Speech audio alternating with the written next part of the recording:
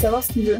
C'est la première chose que je sais, c'est pourquoi tu fais ce métier, en fait. C'est pourquoi.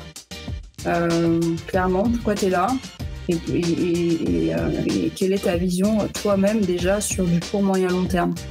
Donc souvent, court terme, c'est facile. Quand je passe au moyen, long terme, souvent, j'ai pas trop de réponses, c'est un peu dur pour eux de se projeter, mais je les fais vraiment travailler là-dessus parce que c'est ce qui va les driver, c'est ce qui va les tenir en fait. Ils vont savoir pourquoi ils font ça au jour le jour. C'est la première chose. Deuxième chose, c'est qui tu es, clairement. Aujourd'hui, t'es qui? Parce qu'on pourrait avoir 15 Camille dans le même club. Pourquoi j'irais voir Camille 1 et pas Camille B, quoi. Donc qui es-tu? Et surtout, quelles sont tes valeurs et avec qui est-ce que tu as envie de travailler demain et en partageant quelles valeurs? Je suis Andy Poiron, entrepreneur et amoureux de sport. Je suis le propriétaire de Away, un centre de coaching hybride à 360 sur Dijon, et également consultant où j'aide les coachs sportifs et les propriétaires de studios, de box CrossFit et de clubs de fitness à développer leur entreprise. Le fitness est une passion et c'est aussi un business. Dans ce podcast, le business du fitness, je vais à la rencontre de personnes ordinaires qui vous partagent leur expérience extraordinaire. Au programme, on parle de leur parcours, de comment elles en sont arrivées là, et également de leurs difficultés, de leurs succès et de tous les éléments qui peuvent vous donner des idées pour votre propre entreprise. Se nourrir des autres est l'un des moyens les plus simples d'accélérer son propre parcours personnel. Donc faites-vous plaisir, écoutez, prenez des notes, laissez-vous inspirer et très bonne écoute. Dans l'épisode du jour, j'ai le plaisir d'inviter Camille Brosset, directrice de Coach PT, où elle dirige une équipe de coachs sportifs. On a parlé de plein de choses passionnantes avec Camille, son expérience en Nouvelle-Zélande, et notamment pour avoir travaillé dans les clubs Les Mills, son approche du coaching sportif. On a parlé de psychologie humaine et encore beaucoup d'autres choses. Bref, je ne vous en dis pas plus et je laisse place à ma conversation avec Camille. Bonjour à tous, bienvenue sur le podcast Le Business du Fitness. Et aujourd'hui, j'ai la chance d'être avec Camille Brosset. Bonjour Camille. Bonjour. Je commence toujours l'épisode assez simplement. Est-ce que tu peux te présenter en 2 phrases? 2 phrases, c'est possible ou pas? En 2 phrases, c'est très court. Je pense que tout le monde doit te dire ça. Je vais essayer de le faire quand même. Donc, je m'appelle Camille Brosset. Ça fait 14 ans que je suis dans le milieu du fitness et aujourd'hui, je suis directrice d'un pôle de personal training en club de fitness. Excellent. Excellent. On va revenir, hein, t'inquiète, on va creuser le sujet. J'aime bien revenir justement à l'enfance. La Camille petite, c'était qui? Camille petite, c'est une compétitrice. J'ai toujours été dans le monde du sport, vraiment, hein, depuis que j'ai 5 ans.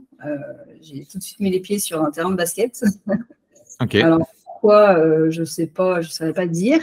Mais j'ai enchaîné du coup avec 15 années de basket et ça m'a jamais quitté. Donc, ça, c'est vraiment mon enfance. Le sport, m'évader dans le sport, la compétition, toujours essayer d'être au top, beaucoup d'exigences.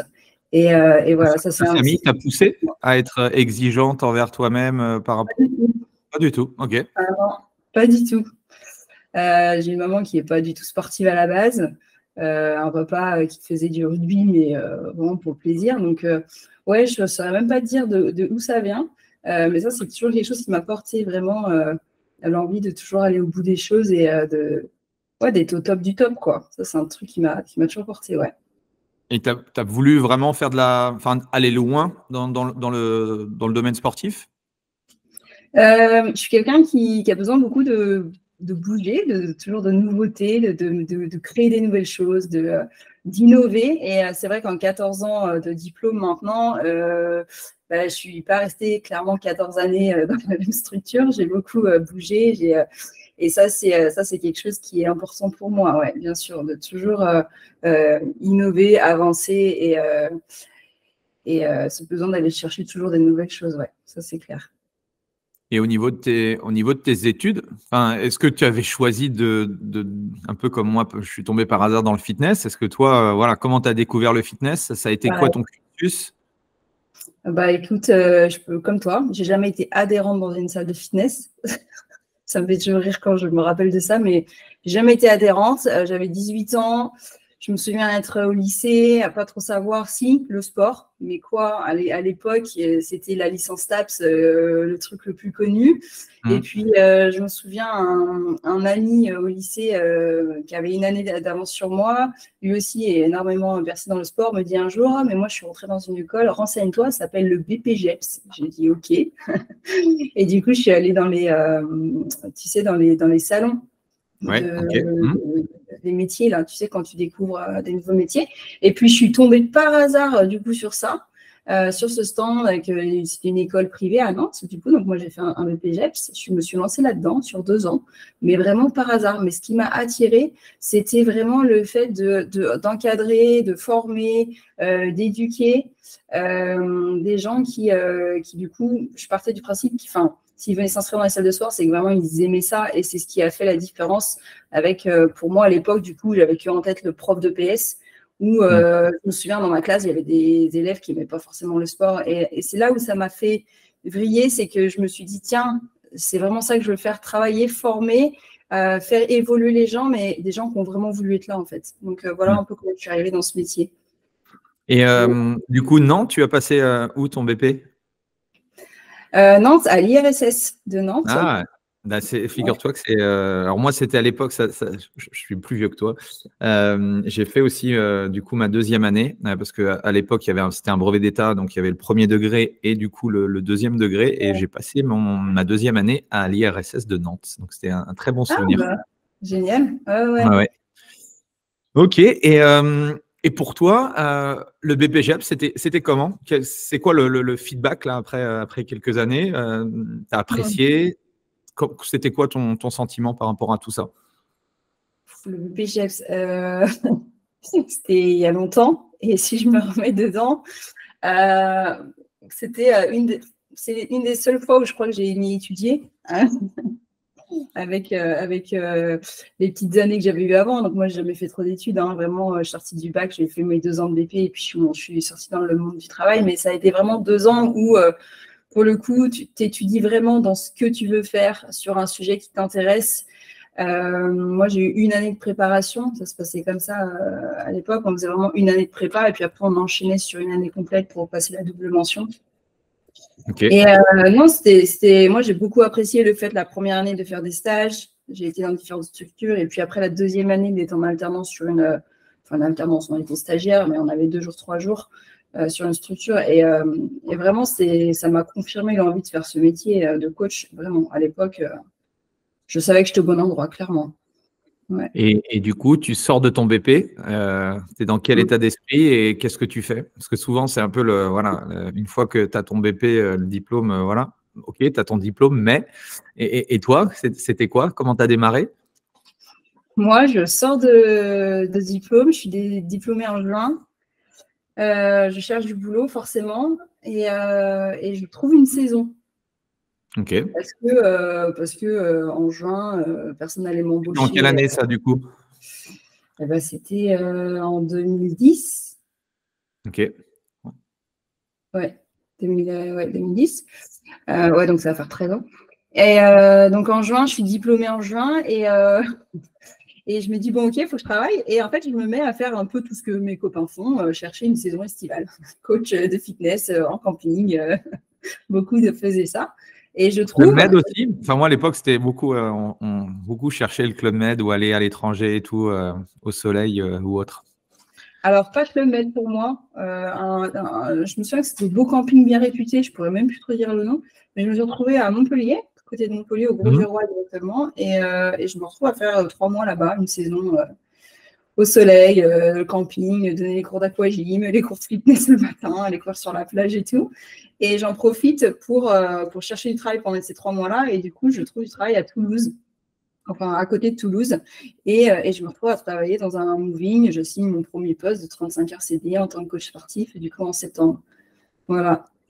C'était quel club? Moving à l'époque. Ah, c'est Moving, pardon. Ok, ouais. Ok. Et tu vois, tout ça pour te dire que je suis une Nantaise, mais à 20 ans, je suis partie à Toulouse, quoi. Voilà, c'était mes premiers déménagements. J'ai failli aller bosser à Toulouse, j'avais fait au 10 boulevard. Je sais pas si oui. encore, mais oui, Mm. Toulouse, c'est une très, très belle ville, effectivement. Et alors, ces 3 premiers mois là dans le camping, comment tu te sens? Est-ce que c'est du coup, voilà, c'est sympa, mais tu préfères justement, tu as plus aimé le côté club de fitness, et c'est comment ta vision par rapport à ça? C'est une catastrophe. Je me sens pas bien, mais vraiment pas du tout. Je suis pas dans mon élément. Moi, je suis quelqu'un quand même d'assez structuré, d'assez carré dans la vie de tous les jours. Je peux être un peu, voilà, j'aime bien délirer, mais là, c'était en dehors de ma zone de confort. C'est-à-dire que le soir, il fallait que je fasse les spectacles Oui. du camping. Il fallait préparer les chorés, les danses. Moi, la danse, une cata, clairement, c'est pas possible. Donc, vraiment, je suis sortie d'une zone de confort à mes 20 ans, là, qui a été... ah ouais, non. C'était une expérience, mais j'ai plus refait de saison derrière. Et j'étais très, très contente de trouver du travail et de me retrouver dans mon élément, dans les salles de sport, où ça me ressemblait un peu plus. Parce que moins d'animation et vraiment pour le coup du fitness, faire bouger les gens, et j'avais pas tout le truc à côté d'animer, tu vois. On organise aussi les matchs, les tournois de pétanque, tu sais, toutes ces choses-là, quoi. Et moi, à l'époque... c'est éreintant, quoi. Alors moi, j'ai jamais travaillé non plus, là, parce que moi non plus, ça me plaisait pas du tout. Mais certains de mes amis, effectivement, physiquement, c'est dur, quoi, parce que les danses, les machins, tu fais la fête en même temps, et physiquement, c'est dur. Physiquement, ça doit être très dur. C'est dur. Après, il y en a, tu le vois, hein, c'est leur élément, ils sont exactement. bien. Et moi, j'ai testé et non, au moins je savais. Parfait. Et donc, première expérience moving. Ce qui est assez drôle, c'est que moi aussi, mon premier CDI, ça a été moving, mais c'était à Poitiers, moi. Comment s'est passée cette expérience? Un peu naïve à l'époque. Premier job, j'accepte. Le truc super chouette, c'est qu'à l'époque, moi, je suis pas formée les skills, j'ai rien. Ah si, j'étais formée en pump parce que dans le BP, je crois qu'ils nous avaient inclus la formation initiale body pump. Par contre, c'est une ouverture de club et on est face à des gérants qui, en fait, des investisseurs finalement, qui ne connaissent pas le club de fitness. À l'époque, je suis avec mon ex-conjoint et donc ils nous emploient tous les deux. Et ils nous font un peu confiance sur le lancer du club, puisque eux, ils ouvrent leur premier club, ça ouvre en septembre, on arrive en septembre. Mais lui, il a 1 année d'expérience, moi je sors de diplôme. Donc un peu tout ça sur les épaules à 20 et 21 ans, du coup. Et puis on avait un petit stagiaire, quoi, avec nous. Ah oui, vous étiez 3 à piloter le club. De 35 heures, ou c'était pas une stagiaire, c'était peut-être une mi-temps, je sais plus. Mais bref, let's go, quoi. Bon, nous, un temps, feu toute flamme, let's go. Point positif, c'est que du coup, on part en formation Les Mills, on les a toutes fait, financées et tout, donc ça, c'est super chouette. Par contre, on se rend pas compte, et moi surtout, à l'époque, que je fais beaucoup trop, et qu'un an plus tard, je me retrouve à me faire opérer du genou parce que clairement, physiquement, c'est pas possible. Donc, c'est les premières expériences qui sont rentrées. Donc ouais, 2000, ouais, je suis sortie de diplôme. Je crois que je suis restée 2 ou 3 ans dans cette structure et que je suis partie. Quels sont les enseignements que tu as justement par rapport à ces 3 ans que tu as pu faire? Ou qui t'a conforté sur le fait que toi, tu avais envie de faire ça, mais pas ça, etc. Est-ce que tu as découvert le coaching aussi à cette période-là? Comment ça s'est passé? Ouais, à l'époque, je faisais du coaching à domicile. Donc, j'avais via les adhérents. À l'époque, le coaching n'était vraiment pas développé. C'était vraiment pas connu, quoi. En tout cas, moi, de mon côté. Et du coup, je parle avec les adhérents, mais du coup, je vais chez eux. J'ai pas tu vois, si je coach, mais sans rémunération dans le club, par contre, je crée du réseau, du contact, et je vais chez des gens. Donc ça, c'est quelque chose que je développe et que j'apprécie énormément, mais je me dis à l'époque, c'est cool, mais je manque quand même de matériel, de quelque chose. Tu vois, moi, j'ai trouvé qu'à domicile, je tournais vite en rond sur mes séances et ça me dérangeait. Tu vois, et puis l'ambiance, l'atmosphère, tout ça, je le faisais, mais voilà. Et côté salarié, l'expérience, le truc que je retiens le plus, c'est je pars et je me dis, mais plus jamais j'accepte 18 à 20 heures de cours par semaine, en fait.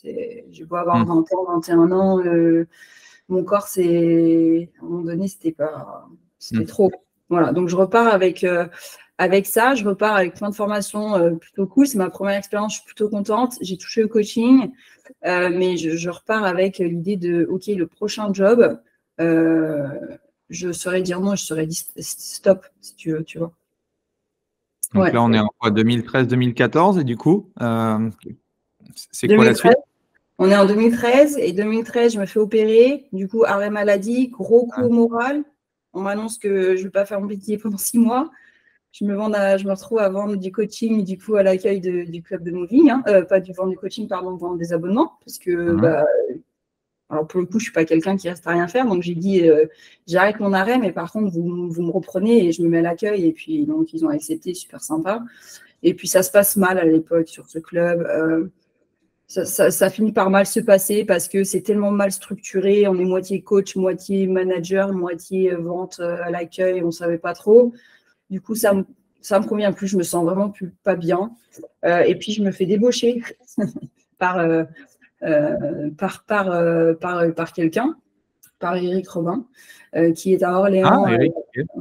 Qui est à Orléans et qui me fait un message sur Facebook et qui me dit, écoute, je t'ai vu, ça m'intéresse de t'avoir sur mon club. Moi, à l'époque, je suis complètement, je vais me faire opérer, j'ai le moral dans les chaussettes, sur le club, ça se passe plus bien. Je dis, OK, j'y vais. Je passe une soirée là-bas, j'enchaîne 3 cours. Heureusement, mon genou allait à peu près mieux, mais je reprenais tout juste. Donc, je me souviens avoir galéré à donner ces 3 cours. Ça se passe super bien. Il décide de m'embaucher, je démissionne et je pars à Orléans. Voilà. Donc là, on est en 2013. Et puis, je reste 1 an. Et puis, super expérience. Je travaille avec Julie et Tristan, les anciens entraîneurs, Les Smiths. Super expérience pour moi. Là, je ne touche pas du tout au coaching. Par contre, je prends de l'expérience au niveau chez les Smiths pour le coup, pour collectif. Et au bout d'1 an, je pars à l'étranger, donc en 2014. Ok. Voilà, et je passe 5 ans. Tu avais envie de vivre justement une expérience à l'étranger? Ouais, l'envie, et puis mon ex-conjoint, lui, a envie d'apprendre l'anglais. En Australie, je dis pas moi, je dis quitte à partir, on va en Nouvelle-Zélande, on va à Auckland, et on va frapper, on va chez les Smiths directement. Comme ça, tu as l'anglais. Moi, je continue mon métier et tout le monde est content. On a dit OK, deal. On est parti en 2014. Puis on est resté, alors lui est toujours là-bas pour le coup, 2014. Et moi, je suis restée 5 ans. Et ensuite, j'ai fait une année en Australie et je suis rentrée il y a 4 ans en France, tu vois. Alors, intéressant. Qu'est-ce que tu as appris pendant toutes ces années? Alors, j'ai eu l'occasion aussi, j'ai été à un séminaire du coup avec Planet Fitness et puis Les Smiths, donc j'ai eu l'occasion d'aller à Auckland. Mais je n'y suis pas resté très, très, très longtemps. Mais ouais, j'ai découvert que Les Smiths n'étaient pas que les cours Les Smiths, bien au contraire. Il y avait un gros sujet de personal training. Enfin, c'était très développé. Et je te parle de ça quand est-ce que c'était quoi? 2010, 2012. Donc, tu vois. Mais c'est quoi que tu retiens, toi? Qu'est-ce qui t'a frappé le plus au début quand tu es arrivé à Auckland? Ce que je retiens, c'est la culture. Vraiment, je parle même pas du métier, tu arrives dans un pays, tu es français, on parlait 2 mots d'anglais, clairement. On parlait rien. On avait juste eu un contact par Eric Robin qui m'avait dit, tiens, je te donne le mail de telle personne chez les Smiths, tu le rencontres, et puis tu vois s'ils ont du travail pour toi. C'est le seul truc qu'on avait. On est arrivé, on n'avait pas de travail, on n'avait rien, mais on s'était mis sur des petits blogs de Français à Auckland, et il y en a... Je me souviens, on a un couple qui rentrait en vacances en France pendant 3 semaines. Du coup, ils nous ont laissé leur maison pendant ce temps-là. Et ouais, mais un truc de fou. En France, on ne trouverait jamais ça, un truc de malade. Donc, nous, on arrive, on récupère. Donc, ils nous avaient caché les clés, je ne sais où, je ne sais même plus. Ça devait être quelque part pour quand on arrive à Auckland, on puisse récupérer les clés. On rentre chez eux. Les mecs, ils sont en vacances, on rentre chez eux. On reste 3 semaines. Ils reviennent. Et du coup, on avait 3 semaines pour se retrouver un autre logement. Mais pour répondre à ta question, ce que je retiens de ce pays quand je suis arrivée, c'est bienvenue en fait et vous pouvez nous faire confiance, on va vous aider quoi. Incroyable, incroyable. Et ça, je l'ai reçu, mais je l'ai vu, mais pendant 5 ans, autant dans le perso, dans le pro, Alors, il pourrait se dire, oh, la petite Française, elle vient de piquer notre travail et tout, mais pas du tout. C'est incroyable. Vraiment, c'est incroyable. Ouais. Une super Et du coup, tu arrives à bosser directement à Auckland ou dans un club Les Mills? Ouais, donc on se pointe à Les Mills Auckland. On fait un petit entretien et puis elle voit qu'on n'enchaîne pas 3 mots en anglais, clairement, moi un peu plus. Et puis elle nous dit, à l'époque, on a la chance qu'il ait un petit peu besoin de recruter. Et donc là, on postule pour un poste en France, c'est de la présence plateau, si tu veux. Tu vois, là-bas, c'est tout bien ficelé et il y a des coachs qui sont employés que pour faire de la présence plateau et des petits trainings de temps en temps et ils sont payés au SMIC, quoi. Tu vois, donc c'est du salariat. Mais moi, à l'époque, la stratégie, elle était intéressante parce que du coup, ce profil de personnes-là faisait les sortes de bilans ou d'accueil des nouveaux membres et du coup, il leur permettait de leur commencer à leur faire des PT et du coup, c'était un tremplin pour qu'ensuite, ils les aient en tant que personal trainer. Alors, je sais pas si ça avait évolué du coup par rapport à ça, mais c'était comme ça qui fonctionnait à l'époque. Ouais, c'est ça. C'est ça. Tu prenais tes premiers petits bilans de 30 minutes, des petits coachings 30 minutes, et puis tu les faisais. Et puis souvent, au bout de 6 mois de ce contrat-là, on l'arrêtait et ces coachs-là passaient personal trainer sur le club. Mais ça s'appelle gym instructor et en fait, ça, c'est du salariat. Et donc, on avait, au bout de 3 semaines, on travaillait à Les Mills Auckland, dans la maison mère. Énorme. Et en fait, le deal, c'était juste, écoute, là, tu vas parler aux gens, tu construis ton anglais et dans 3 mois, on fait un bilan. OK. C'est smart, hein? C'est smart parce que, franchement… Incroyable, okay. Franchement. Donc, elle est là, il nous paye, je sais pas, on devait travailler rien, hein, 20 heures semaine, 15 heures, je sais même plus, c'était que dalle, quoi. Mais bon, nous, on était contents. Vous viviez comment, vous, du coup? Vous arriviez à vivre avec ce salaire? Ah oui, mais je veux dire, tu vis sur tes économies, tu regardes vraiment tout ce que tu t'achètes, quand tu fais les courses, tu regardes à l'euro près, quoi. Enfin, forcément, hein, tu arrives dans un nouveau pays, tu fais attention, quoi. On avait un loyer, les loyers super chers là-bas, donc colocation de toute façon, puisque là-bas c'est que comme ça, un peu comme aux États-Unis, hein, c'est très très cher. Et puis au bout de 3 mois, on fait un petit bilan et puis elle nous dit allez, c'est ok, c'est good, je vous garde. Voilà, parce que notre anglais avait quand même super bien progressé, donc elle nous garde, elle nous donne 2 heures de plus en plus, et puis petit à petit, on lui dit quand même que le but c'est de donner des cours. Le but d'être chez Les Smiths. Donc à l'époque, tu vois, je suis pas encore bercée personal training, mais je vois ce qui se passe quand même. Je me dis, putain, c'est un truc de fou. Hein. J'arrive sur un club, ils sont, je sais pas, 70 personal trainers sur un club. Donc les premières, on arrive, donc le lendemain, parce que le club il ouvre à 5 heures, je crois, à Auckland. Ouais. À 5h30, du coup, forcément avec le décalage, hop, moi je vais voir et tout. Et là, je vois que, alors je sais plus combien, mais genre il y a 30 à 40 personnel trainers qui sont avec leurs clients et à 5h30, ils coachent, quoi. Et là, je me dis, waouh, ah oui, en fait, Les Mills, c'est des cours à 200 de body pump, mais ils ont aussi le personnel training qui est là, quoi. Ah ouais, incroyable. Et puis, tous les jours, je vois ça, en fait, je vois le truc. Moi, j'y vais à l'époque pour Les Mills, clairement. Et puis, je me rends compte qu'en fait, c'est bien, mais tu sais, en France, on fait beaucoup de waouh, Les Smiths, mais en fait, quand tu es dedans, c'est des gens qui sont normaux, qui sont comme toi, c'est des super personnes, c'est sûr, c'est des super cours, mais tu vois, ça me fait aussi relativiser sur plein de choses et du coup, parce que je me rapproche de ces grands programmes directeurs, etc., tu sais, tu te reviens un petit peu à un autre niveau et je commence à regarder vraiment plus ce qui se fait sur le personal training aussi et me dire waouh, c'est quand même énorme. Tous ces coachs-là, quand j'aime les coachings comme ça toute la journée, c'est quand même un truc de fou. En France, tu vois pas ça, quoi. Et bon, bref, et je reste quand même dans mon truc de cours collectif parce que j'essaye de percer là-dedans. Et puis là-bas, quand tu veux donner un cours, ça se passe pas comme ça. Hein. Donc, en shadow, ouais. Tu passes par le manager du club, tu lui enseignes tes chansons à lui d'abord, 3 fois, 4 fois. 1 mois plus tard, il dit OK, tu peux aller en shadow sur un cours. 2 mois plus tard, il dit OK, tu peux prendre le micro pour une chanson. OK. Et je pense 3 mois plus tard, ou 6 mois plus tard, tu as un cours, quoi, tout seul en autonomie. Et là, c'est de l'auto-entreprise pour le coup, tu es à ton compte quand tu fais ça. Voilà. Bon, ça t'a frappé aussi où le lundi, enfin moi je me souviens, alors à l'époque il y avait, comment il s'appelait, Marc Sinclair, je sais pas si ça te parle en body Ah bah attack. ouais, bien sûr, tous les lundis soirs. Il était incroyable et lui, et c'est un des, je crois qu'il avait le record à chaque fois, il y avait Ouais, 250 personnes, c'était hallucinant, ouais. ouais.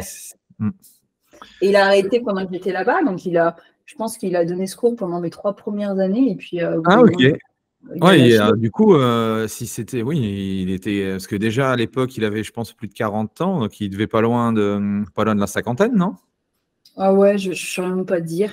Mais lui, à la fin, il a lâché, il est devenu personal trainer, du coup. Tu le Bon, voyais après j'ai vu coacher. que Lisa Osborne, alors moi je me suis un peu détaché de Les Mills, mais j'ai vu que Lisa Osborne était encore, était encore là, donc c'est assez impressionnant de Ah ouais, longévité. c'est fou, hein. Puis tu évolues à Et, côté. et, C'est incroyable, et du quoi. coup, le personnel training, est-ce que tu arrives, enfin, tu vas peut-être me continuer justement l'expérience, mais du coup, tu arrives à faire du personnel training, on te laisse faire du personnel training ou comment ça se passe? Ouais, c'est ça. Et bon, alors là, tous les ans, hein, je demande mon visa pour rester. Et donc, Oui, les SMIC me sponsorisent, hein, pour rester dans le pays quand même. Donc, ils payent pour que je reste, hein, pour faire tout ça. Et ok. ouais, moi, je paye aussi, bien sûr, mais eux aussi payent. Donc, c'est ça quand tu es à l'étranger, c'est que l'entreprise paye pour toi, te sponsorise. Donc, tous les ans, bam, on refait les démarches. Je dois représenter un dossier de malade avec tous les examens médicaux, etc. Tu Pour toi et eux, repayes. ça coûte cher? J'ai aucune idée de. Ça coûte cher de rester dans le pays et que eux, ils te financent, enfin, ils te sponsorisent et tout? J'ai jamais su, eux, combien ils payaient. Aucune idée. Ok, ok. Non. Mais ils auraient pu prendre des gens de là-bas et me dire, bah non, merci, quoi. Tu vois. Enfin, c'est quand même un truc de fou, hein. C'est quand même un truc de fou. Et donc, ils me gardent, ils me gardent, ils me gardent. Et puis, ils me font monter un peu en poste. Donc, je Ouais. deviens assistante manager du club de Britomart. Donc, c'est pas le plus gros d'Auckland, mais c'est le deuxième. Donc, il y a quand même, ouais, il fait quand même, il y avait il y avait 6 000 membres, je crois, sur ce club. 6 000 adhérents, donc quand même bien. Donc, j'assiste le manager sportif et tout, donc c'est super intéressant. Et puis là, je dis, OK, maintenant, je voudrais coacher aussi. Et donc, il me laisse faire du personal training. Mais moi, pour rester dans le pays, je dois avoir un contrat salarié aussi. Je n'ai pas le choix. Je ne peux pas être que à mon compte.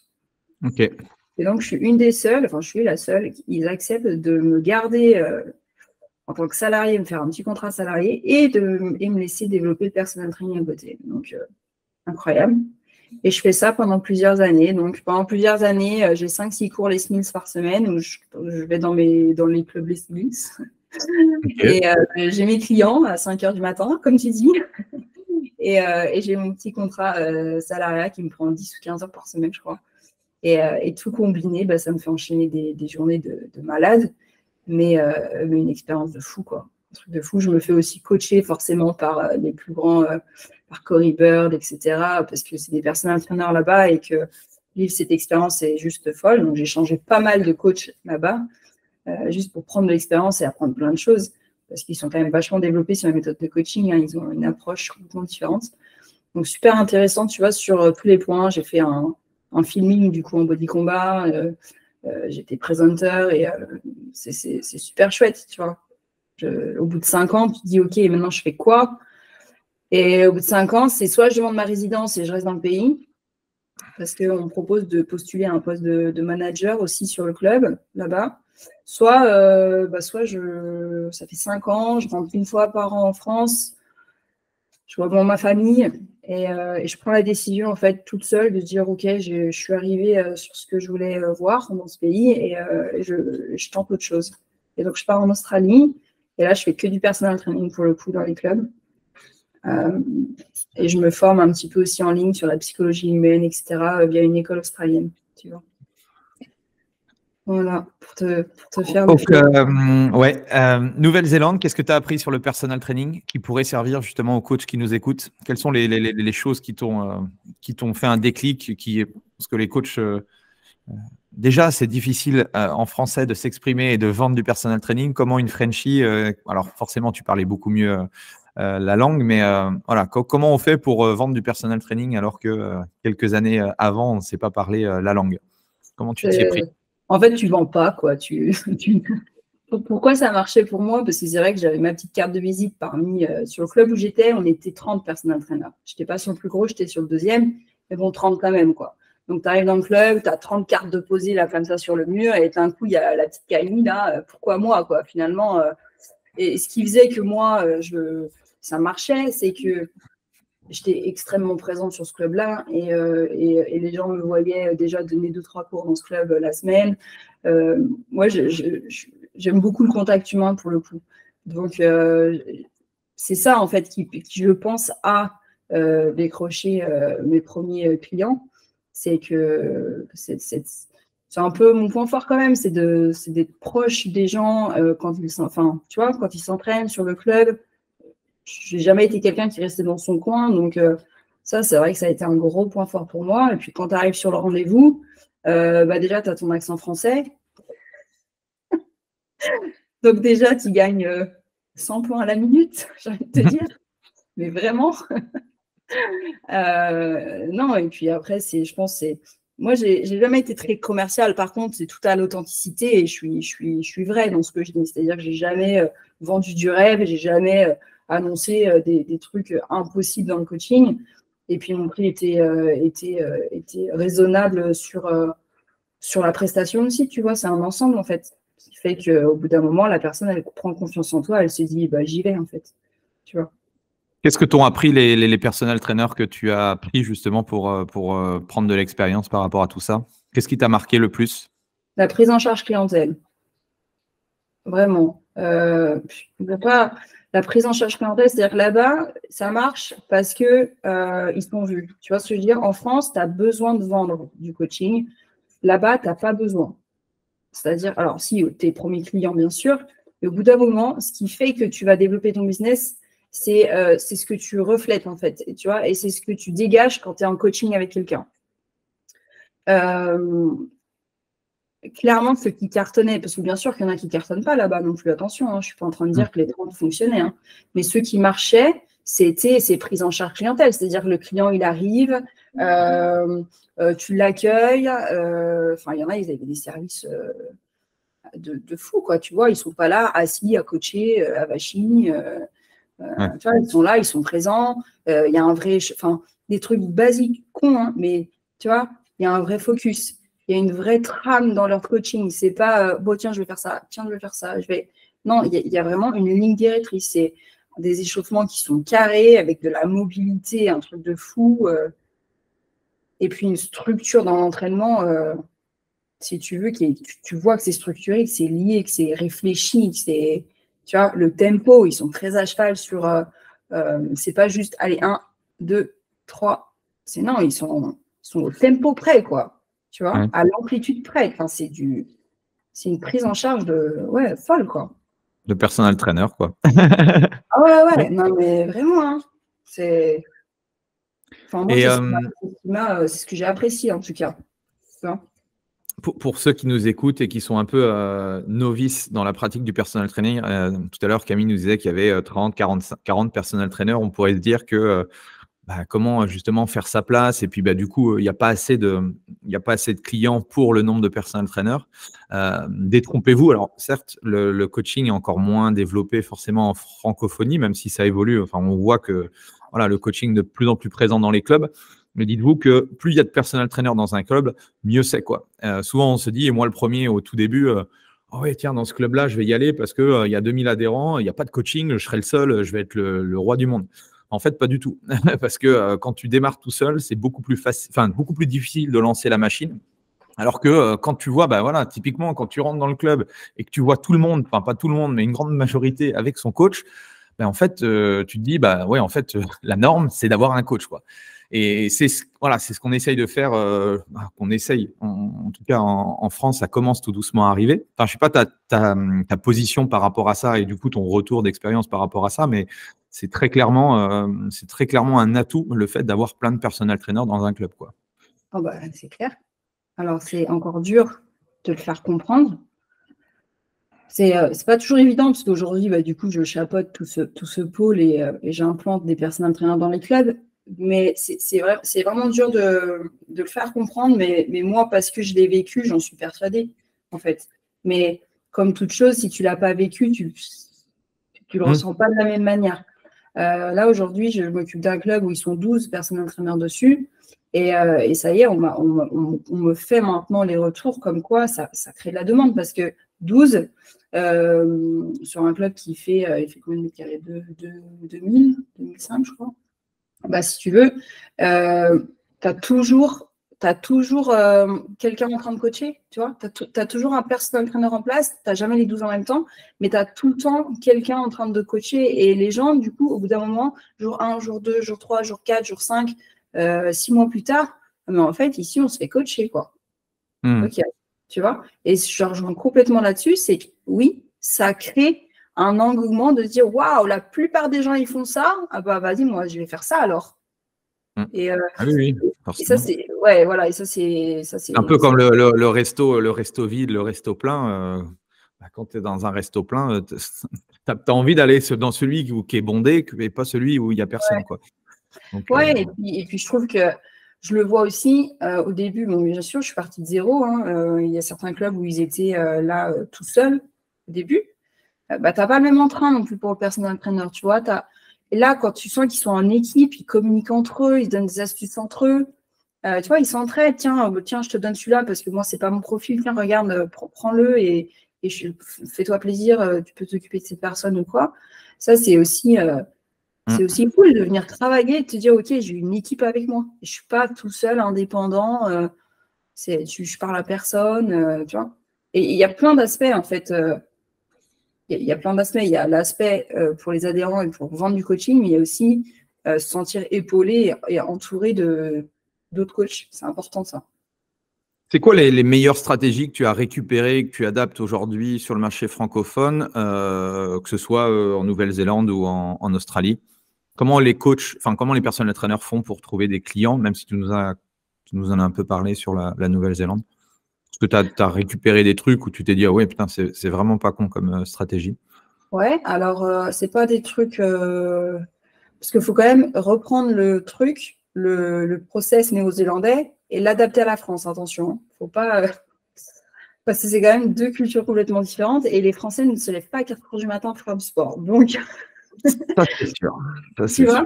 Et en France, il faut quand même convaincre la personne de mettre du budget dans le coaching. Il faut quand même. Là-bas, je ne l'ai pas senti, tu vois. Ouais. Ouais. Bah ouais, mais parce que là-bas, c'est ah bon, t'as pas de coach, toi. Tu vois, c'est à l'envers, quoi. Donc, les stratégies, les choses que j'ai retenues. Je pense qu'on y arrivera. J'en démarre pas. J'ai espoir, tu vois, qu'un jour, on puisse. Ouais. Plus il y aura de coachs qui prêcheront la bonne parole, voilà, je pense que. Ah, mais bien sûr. Moi, quand je suis rentrée en France, j'ai vu il y avait l'arrivée des Basic Fit. Et moi, 6 ans que je n'étais pas rentrée, j'ai dit, c'est quoi ça? Tu vois? Et je me suis dit, ah, c'est cool, parce que du coup, OK, on a fait un step en avant par rapport à il y a 6 ans en arrière où il n'y avait pas de coaching. Et là, il y avait des personal trainers dans les clubs, quoi. Incroyable, tu vois? Donc ça m'a fait un déclic, moi, tu vois, déjà. Donc, non, bien sûr, je te rejoins. Pour répondre à ta question, les trucs que j'ai repris, c'est ces fameux bilans qui sont importants pour moi. Là, tu vois, on a beaucoup dans les clubs, on va avoir des stagiaires qui vont soit en CQP, soit en BPHM, etc. On se sert de ça, bien sûr, de cette année-là pour pouvoir les lancer sur le club derrière en auto, à leur compte, en tant que personal trainer. Ça, c'est des choses qui sont importantes. On ne va pas les employer en tant que salariés sur le plateau, mais par contre, on se sert de cette année-là. Et on va se servir aussi de premiers bilans qui vont être à leur disponibilité au début pour rencontrer de la clientèle, en plus que de faire du contact dans le club. Mais sûr, je me sers vraiment de ça, du bilan, ce fameux bilan qui, moi, était mis en place à l'époque à Auckland et qui cartonnait, quoi. Pour le coup, les gens étaient super contents de rencontrer un coach pour une première fois et puis après d'enchaîner ou non sur du suivi, mais ça, c'était chouette. Et puis, les choses qui m'ont aidé en tant que personal trainer à l'époque, c'était le fait, tu vois, d'avoir un loyer progressif. Ça, j'avais énormément apprécié, ça marchait. Donc ça, je l'ai gardé. Le fait d'avoir tous les ans, tu peux ne pas payer de loyer pour, tu sais, quand tu pars en vacances. Ben, moi, ça, c'est des choses que j'avais et je l'ai remis, moi, dans mes process, parce que je trouvais ça super intéressant. Moi, j'étais contente de les avoir. Donc tu vois, c'est des petits trucs. Tu vois, c'est pas des trucs fous, hein. Mais c'est des petits trucs comme ça que j'ai gardés, d'autres trucs que j'ai jetés parce que pas forcément intéressant sur le modèle français. Mais ouais, tu vois. Le marché australien, tu as été dans des franchises ou tu as été dans des… Je sais que les boutiques gym aussi sont très présents.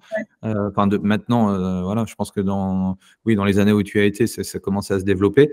Tu as eu l'occasion de faire quel type de structure, de club? J'ai fait essentiellement des clubs indépendants. Alors après, je me suis un petit peu entraînée partout. Hein. Ouais. Pour le coup, j'aimais beaucoup. J'ai fait autant fait les studios de coaching que les grosses franchises. Que, voilà. Et moi, où je développais le personal training, c'était sur un petit club indépendant. Un petit club que j'avais trouvé. Ouais, c'était sympa, mais tu vois, je ne me suis pas retrouvée dans l'usine. Pour le coup, j'avais connu ça en Nouvelle-Zélande. Je n'avais pas forcément envie de le refaire. Donc là, je me suis retrouvée dans un petit club, c'était sympa, où je trouvais des clients sur ce club-là, tu vois. Ouais. Ok. Mais une culture. Tu vivais essentiellement du personal training, du coup? Ah oui, là-bas, ouais. Oui, là-bas, que de ça. À côté, je continuais à étudier un petit peu parce que le focus, c'était aussi de me former sur la psychologie humaine, qui pour moi est vachement liée au coaching. Et j'avais vraiment envie de comprendre, tu vois. Plus que je comprends, tu sais, des fois, des gens, ils veulent perdre du poids, ils font tout bien, mais ils ne perdent pas de poids, tu vois. Et en fait, ça va beaucoup plus loin que ça. Et donc, je me suis vachement formée là-dessus, sur tout ce qui était psychologie, rapport corps et esprit un peu, tu vois. Donc, je combinais les deux en Australie. Okay. Mais, donc, ouais, rien à voir avec Auckland où tu es dans la ville. Et là, je me suis retrouvée sur la Gold Coast et j'étais au bord de la plage et il faisait chaud toute l'année, quoi, tu vois. Donc, un autre contexte encore. Et du coup, le choc, non, parce que tu retournes en France, tu retournes où en France? Et du coup, le choc, je rentre en France. Ouais, mais du coup, parce que si tu vas à Cannes, ça va, tu n'es pas trop dépaysé. Ouais. Mais… Non, alors forcément, je rentre dans ma famille, je rentre à Nantes. Et puis, je contacte Pierre-Luc Camier, que tu connais sûrement. Et je lui dis, écoute, est-ce que par hasard, tu as du travail de ton côté Et puis, il me dit, bah ouais, on va ouvrir un club, si tu veux, je cherche un manager. Je lui dis, OK. Il me dit, c'est à Lyon.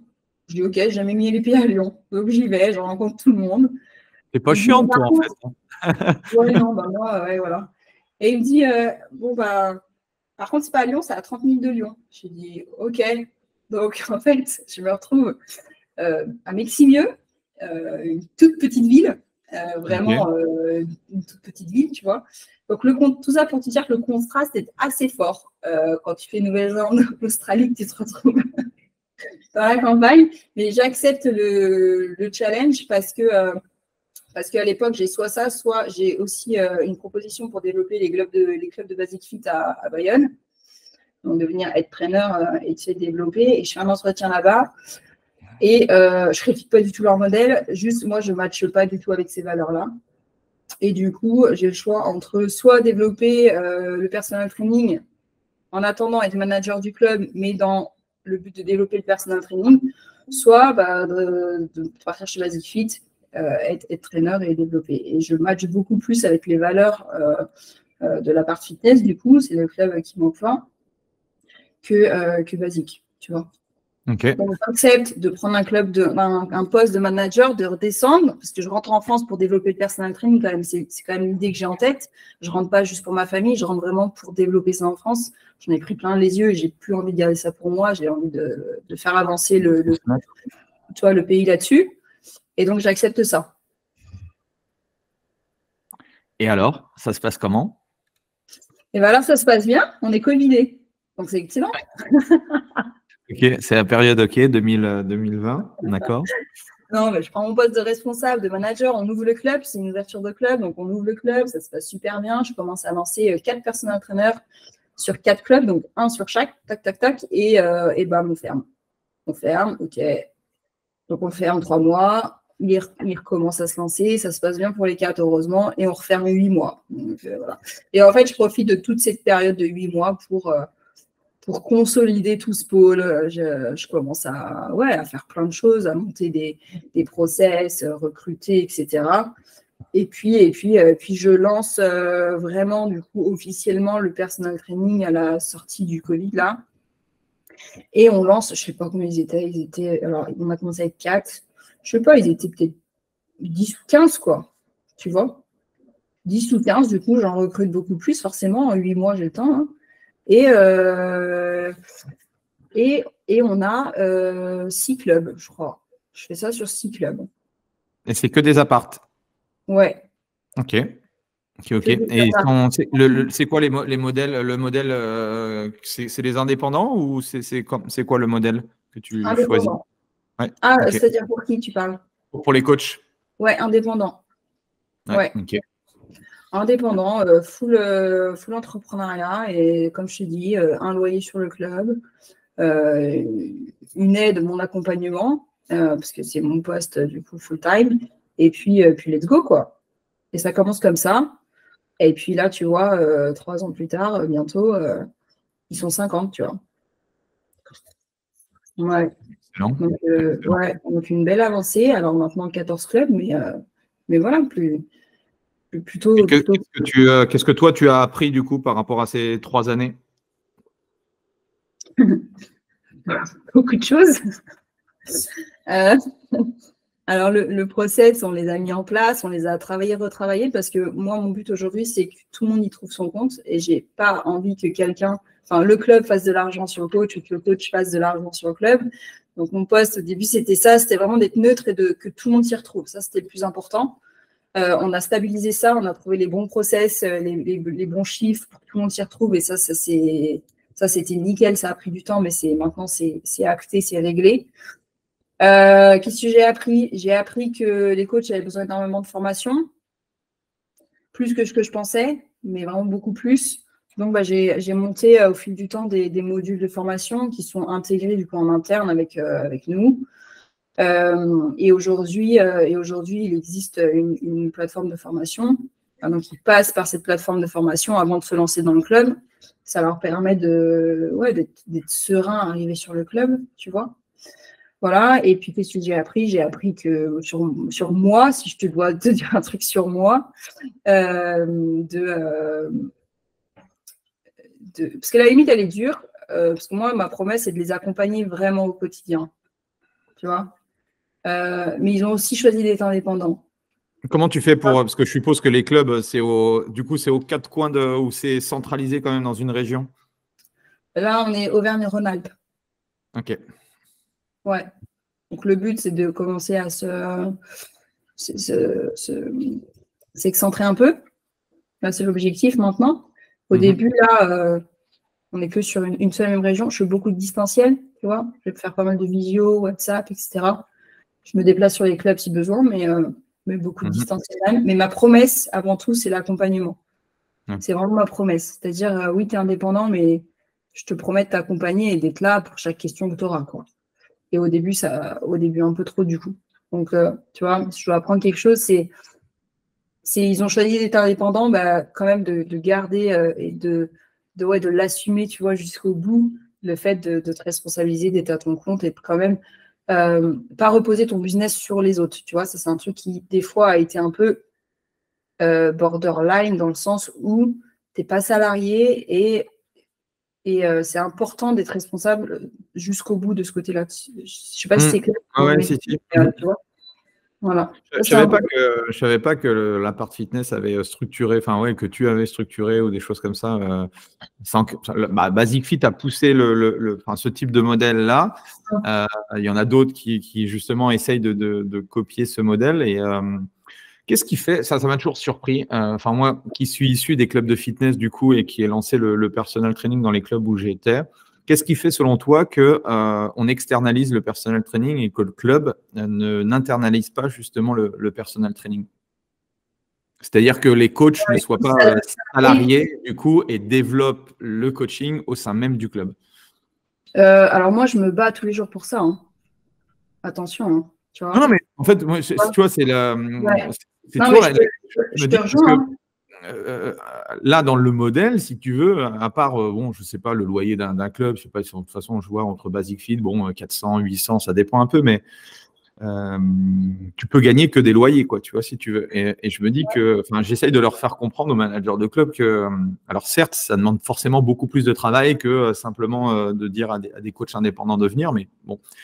Ouais, j'ai toujours cette réflexion de me dire comment on pourrait sensibiliser les managers ou les patrons de club à prendre en compte en fait que il y a une source d'argent, je pense, qui est inexploitée encore dans leur club, quoi.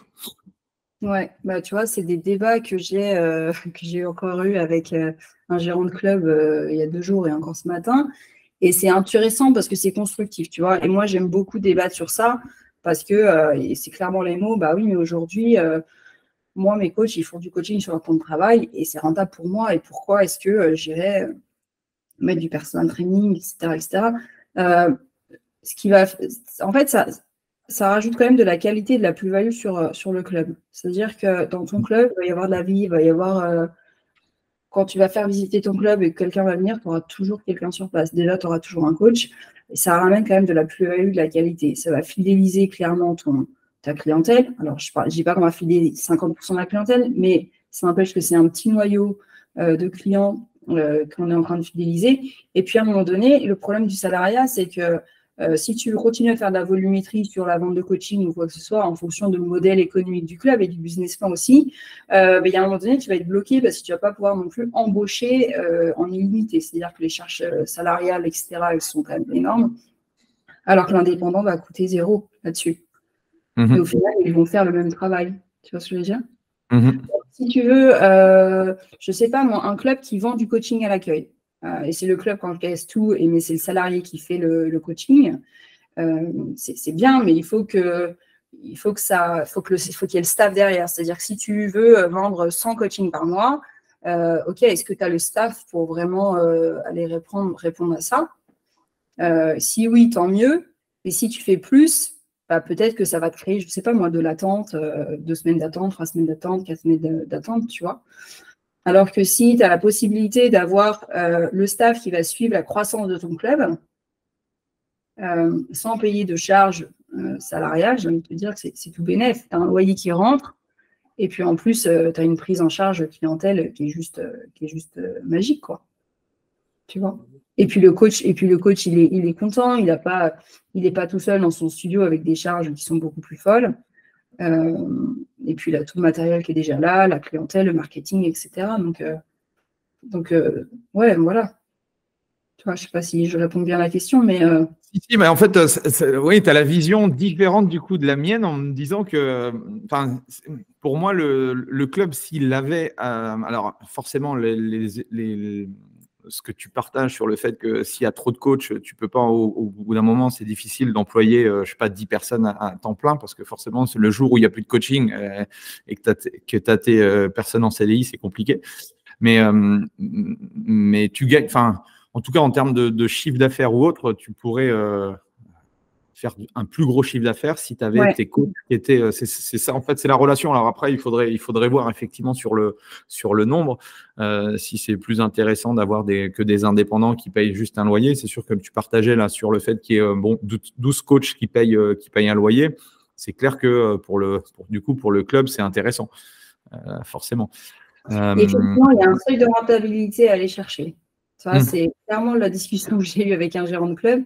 C'est que lui, il faisait ses petits calculs, ses trucs par rapport à ce qu'il fait aujourd'hui. Il me disait, moi, aujourd'hui, pour que je sois rentable, il me faut 3 personal trainers sur le club pour que je m'y retrouve et que je sois plus rentable avec mon modèle d'aujourd'hui. Tu vois. Donc, ça se calcule et c'est intéressant de faire les calculs en fonction du club aussi, parce que tu vas avoir des clubs qui vont faire de la volumétrie qui va être énorme, puis les plus petits clubs qui brassent peut-être un peu moins vont plus facilement me dire, bah moi j'ai mes coachs salariés et ça me va bien parce que pour l'instant je fais pas plus, tu vois. Mais c'est aussi l'envie d'aller chercher plus. Et ce que je te disais aussi tout à l'heure, c'est que moi ma position elle est différente. Moi je suis vraiment entre le gérant de club et le coach, tu vois. Donc mon travail aujourd'hui, c'est de faire en sorte que même le coach gagne sa vie. Et quand je les recrute, j'ai vraiment envie qu'ils gagnent leur vie. Tu vois ce que je veux dire? Et qu'ils ne soient pas bloqués. Et que s'ils ont envie de monter un chiffre d'affaires au max parce que c'est ce qui les attire, bah vas-y, fais-le, tu vois. Alors que si tu es salarié, bah, tu es bloqué. Mais pour le club, ça va peut-être être rentable, mais du coup, je trouve que le coach est bloqué, tu vois. Et donc c'est peut-être la différence, c'est ça. C'est que moi, je suis en pile poil entre les deux. Et que mon intérêt, c'est que le club s'y retrouve et que le coach s'épanouisse dans son métier en gagnant bien sa vie, tu vois. S'il y a des coachs qui nous écoutent, là, qui sont dans la région Rhône-Alpes, comment ils font pour te contacter? Est-ce qu'il y a des postes à pourvoir? Comment ça se passe? Alors ouais, moi je fais des lancements dans les clubs que 3 fois dans l'année. Okay. Tu vois, donc on rentre dans les clubs en septembre, en janvier et en avril. Voilà, tu auras compris pourquoi. Normal, ceci dit, oui, ça paraît logique.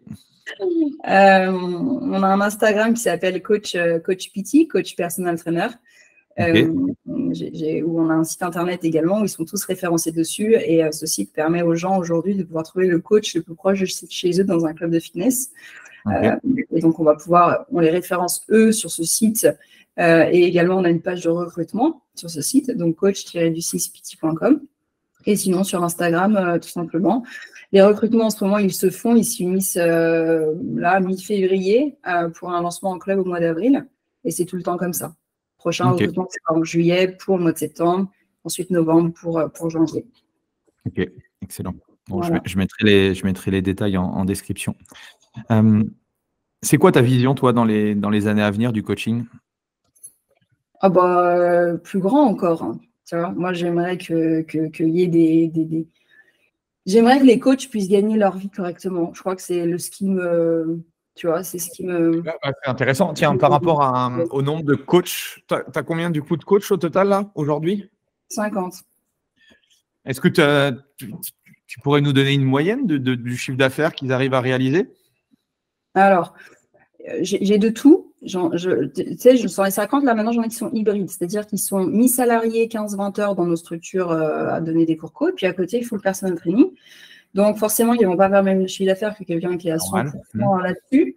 Je ne peux pas donner une moyenne. Je peux te dire que, parce que ce n'est pas comparable, mais je peux te dire que sur le premier trimestre en lancement dans un club, ils vont facilement chercher 3 000 € de chiffre d'affaires. Tu vois, et j'en ai qui montent très haut, qui montent à 8 000 € de chiffre d'affaires, tu vois. Donc, mais en moyenne, un coach qui va en moyenne, il faut facilement 4-5 000 €, tu vois, en ayant du temps pour soi, s'entraîner, etc., tu vois. Après, ceux qui veulent pousser loin, ils poussent plus loin s'ils veulent. Si un coach qui nous écoute, il démarre de zéro, qu'est-ce que tu pourrais lui dire? Quelles sont les grandes étapes pour toi qui sont indispensables pour justement réussir à développer une carrière dans le coaching? Savoir ce qu'il veut. C'est la première chose que je sais, c'est pourquoi tu fais ce métier en fait. C'est pourquoi. Clairement, pourquoi tu es là et quelle est ta vision toi-même déjà sur du court, moyen, long terme. Donc souvent court terme, c'est facile. Quand je passe au moyen, long terme, souvent je n'ai pas trop de réponses, c'est un peu dur pour eux de se projeter, mais je les fais vraiment travailler là-dessus parce que c'est ce qui va les driver, c'est ce qui va les tenir en fait. Ils vont savoir pourquoi ils font ça au jour le jour. C'est la première chose. Deuxième chose, c'est qui tu es, clairement. Aujourd'hui, t'es qui? Parce qu'on pourrait avoir 15 Camille dans le même club. Pourquoi j'irais voir Camille 1 et pas Camille B, quoi? Donc, qui es-tu? Et surtout, quelles sont tes valeurs et avec qui est-ce que tu as envie de travailler demain et en partageant quelles valeurs? Parce que le marché de fitness, il est grand aujourd'hui et quand il y a des coachs qui viennent me voir, les premières choses que je dis, parce qu'on me dit oui, je me suis renseignée à Basifit, à machin, et je dis mais on fait tous des choses différentes. Il n'y a pas un truc qui est mieux que l'autre, il n'y a pas un truc qui est plus rentable que l'autre.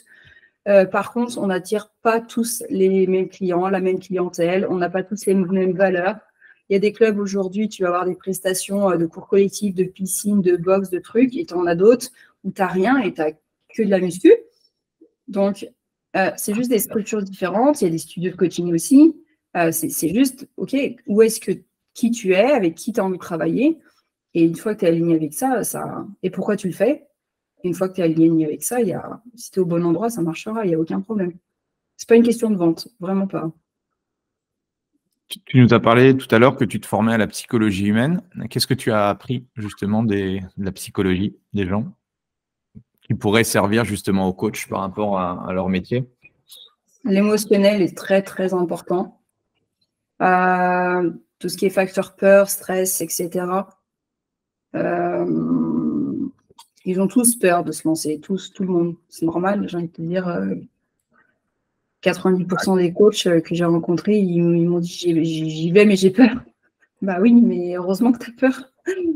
Au moins, tu vas avoir envie d'y arriver et de tout faire pour réussir. Faut juste. Ce que j'ai appris le plus, c'est tout ce qui est peur. La peur va créer du stress. OK ? Et le stress va créer ce truc d'alerte de je me braque, je me ferme, et je ne cherche pas d'aller chercher plus loin. Et là, l'idée, quand il y a ça, c'est juste de rassurer la personne. Moi, c'est ce que j'ai le plus appris, en fait. C'est qu'ils ont juste besoin d'être rassurés souvent, et c'est complètement compréhensible. Enfin, c'est normal. Hein. Moi, j'ai été dans cette position, je suis encore des fois. Tu as peur, tu bascules dans le stress et tu as juste besoin d'être rassuré et de travailler ce côté émotionnel, pouvoir débloquer les choses pour pouvoir avancer, finalement, tu vois. Est-ce qu'il y a une ressource ou un livre ou, je sais pas, un podcast que tu partages aux coachs? Tu leur dis, il faut absolument que tu écoutes ça ou il faut absolument que tu lises ce livre-là. Est-ce que tu as une ressource à nous partager?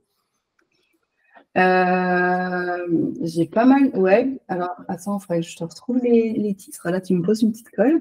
Ah bah tu pourras me les envoyer, comme ça je les mettrai en description. C'est toujours intéressant d'avoir si tu as 2-3 livres ou des choses à nous partager. Ouais, j'ai 2 livres que j'ai lus. Alors je lis pas beaucoup, hein. Et l'été dernier qui était super bien. Je te redirai, tu pourras les mettre. Podcast, j'ai pas de nom à donner. Par contre, c'est vrai que j'en écoute beaucoup autour de l'entrepreneuriat, tu vois. Et puis finalement, plus tu écoutes de podcasts, plus tu te rends compte que tout le monde a peur. Tout le monde, à un moment donné, ose pas. Et il y a ceux qui osent pas et font pas. Il y a ceux qui osent et au final se rendent compte que ça valait le coup d'essayer. Et réussi ou pas réussi, en fait, tu vois, c'est ce que j'apprends le plus dans les podcasts aujourd'hui. C'est tout ce que j'écoute, c'est ça finalement. En fait, on pense tous pareil. On a tous peur à un moment donné. C'est quoi ton échec préféré? Mon échec préféré. Wow. Tu n'as peut-être pas eu d'échec, hein, ceci dit. Ah bah. Un truc qui t'a fait grandir, qui t'a fait réfléchir, qui t'a permis de passer justement, comme tu disais, un step.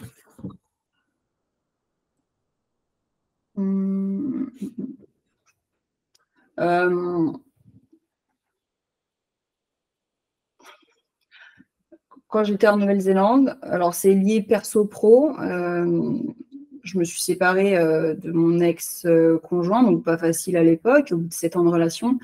Donc très dur très dur comme tout le monde, hein, bien sûr, à faire une transition dans la vie, mais incroyable parce que ça m'a débouché derrière, quoi. Incroyable. Donc un échec, oui et non, parce qu'aujourd'hui, j'ai refait ma vie et tout va très bien, et du coup, tu vois, et sur le moment, un échec, mais en fait, c'est incroyable parce que ça a pu m'ouvrir comme porte derrière. Incroyable. Ouais, quelle que soit la situation où on a un cadre de référence. Et c'est vrai que quand ce cadre de référence est cassé ou détruit, tu te demandes en fait sur quoi je vais pouvoir me reposer. C'est pour ça, cette peur dont tu parles, c'est tout à fait normal.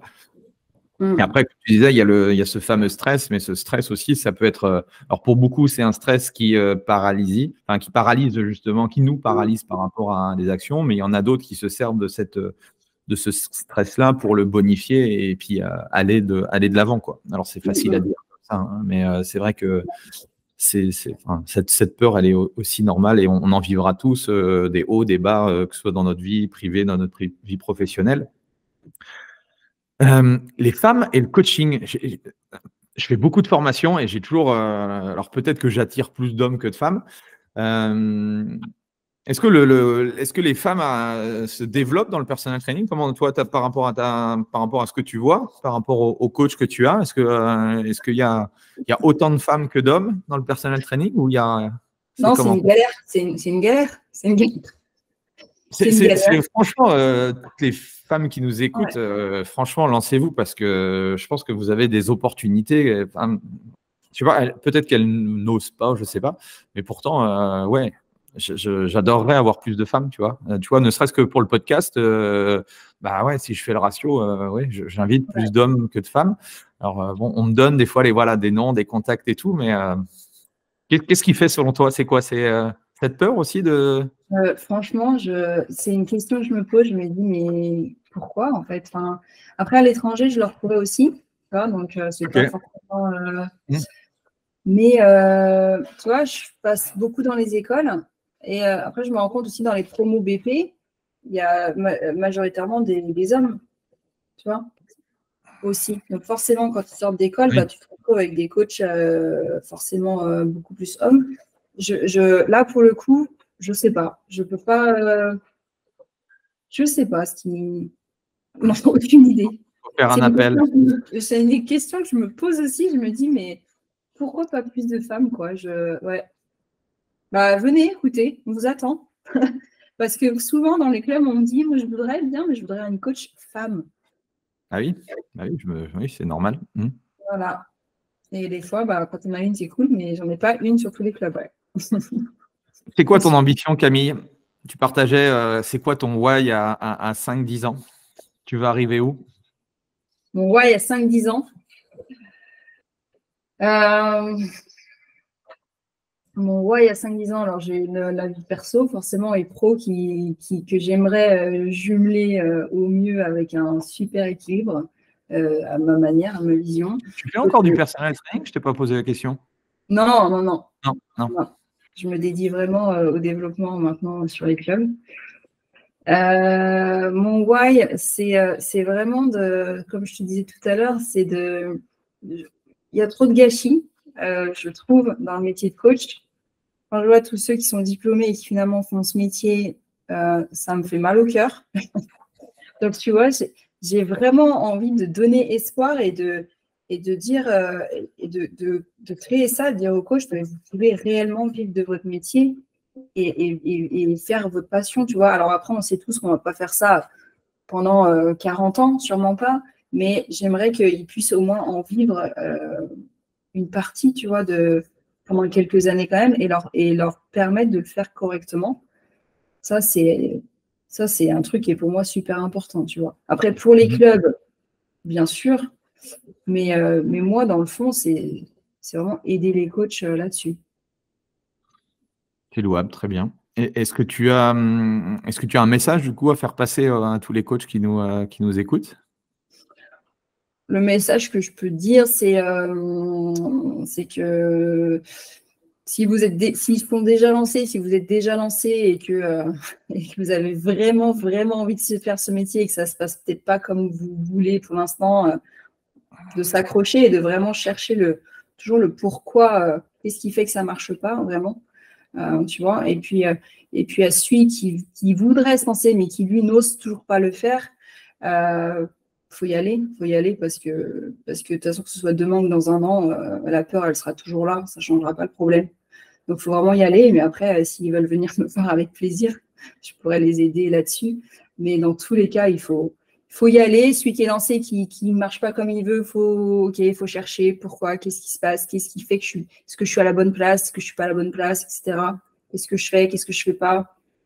Voilà. Et puis, celui qui n'ose pas, bah, lui, il faut y aller par contre. Il faut vraiment y aller. Il faut juste être sûr d'être au bon endroit, c'est tout. Merci Camille. Est-ce qu'il y a une question que tu aurais aimé que je te pose et que je ne t'ai pas encore posée ou que je ne t'ai pas posée?